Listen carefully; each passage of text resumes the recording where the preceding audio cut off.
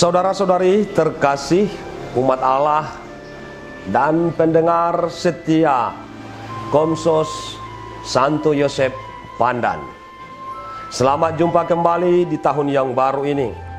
Pada hari ini kita merenungkan pesta pembaptisan Tuhan kita Yesus Kristus. Pada pesta ini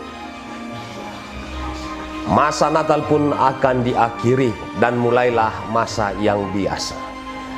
Bacaan-bacaan suci mengajak kita untuk menyadari makna baptisan bagi kita, orang-orang Katolik.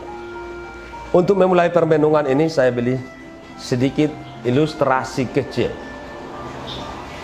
Konon di suatu kota, seorang frater bersama dengan seorang pemuda pembisnis berjalan-jalan di kota. Mereka melihat situasi kota itu. Di sana sini ada muncul, ada yang merampok, ada yang mencuri, ada yang berkelahi. Lalu sang pembisnis mulai bertanya kepada frater itu, "Frater, apakah ada gunanya orang menjadi Katolik dan sudah dibaptis?" Frater dengan diam, ia terus melanjutkan perjalanan. Kemudian di dekat selokan yang ada di kota itu ada seorang anak yang sedang bermain-main dan dia cukup kotor. Lalu dia mulai berbicara kepada si pemuda itu, "Bagaimana anak muda? Apakah sabun cukup berguna karena anak ini juga kotor?" Bapak Ibu, saudara-saudari yang terkasih, melihat situasi yang demikian, maka imam itu juga, frater itu mulai memberikan penjelasan sederhana dari cerita ini. Orang yang dibaptis akan berguna ketika dia mulai menghayati panggilannya sebagai orang terbaptis. Demikian juga sabun akan berguna bagi orang yang kotor ketika sabun itu digunakan. Begitu juga halnya obat akan berguna bagi orang yang sakit ketika obat itu mulai dimanfaatkan. Mari Bapak Ibu dan saudara-saudari yang terkasih, kita merenungkan bacaan Injil pada hari ini. Bacaan Injil menunjukkan bahwa Yesus yang dibaptis di Sungai Yordan bersama dengan orang-orang lain.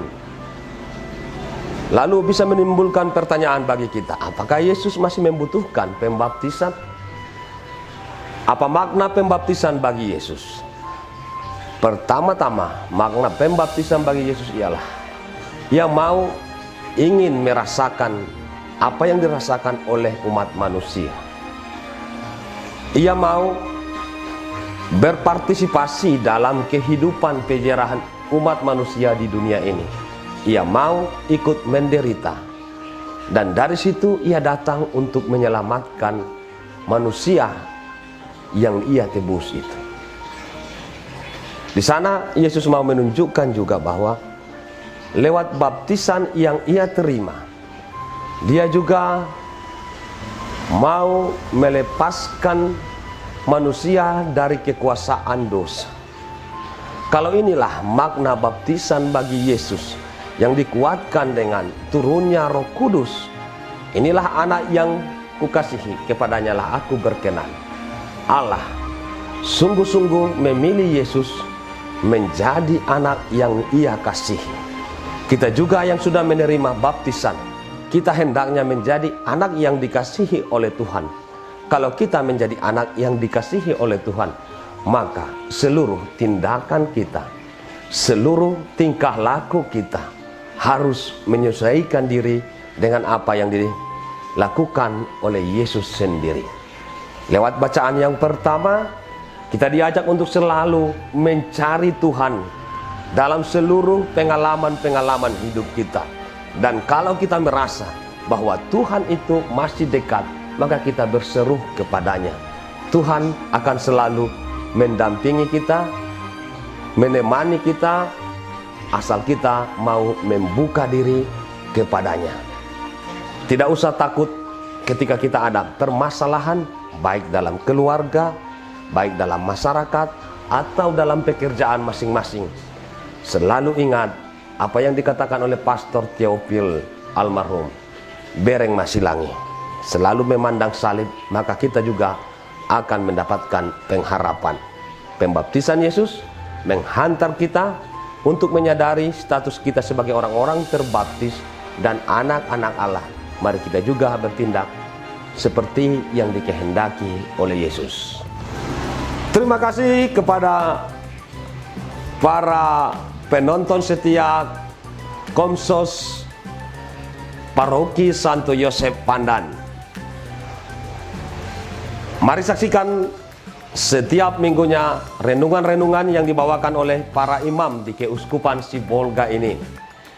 Semoga berguna untuk semakin memperdalam iman umat yang mendengarkan. Untuk itu jangan lupa untuk like, comment, share, subscribe. Horas, mejua-jua, Tuhan memberkati. Amin. Lalu sang pembisnis mulai bertanya kepada imam itu, prakter toh. Ulang. Selanjutnya dibawa oleh para pastor channel Komsos Santo Yosef Pandan. Berarti harus dipotong yang tadi itu. Bagaimana tadi? Oh, baik. Terima kasih kepada para pemeriksa sudah ikut menyaksikan like, komen, apalagi. Oleh karena itu jangan lupa like, komen, apalagi subscribe. Nah. Sabar, Oma. Nanti potong ya.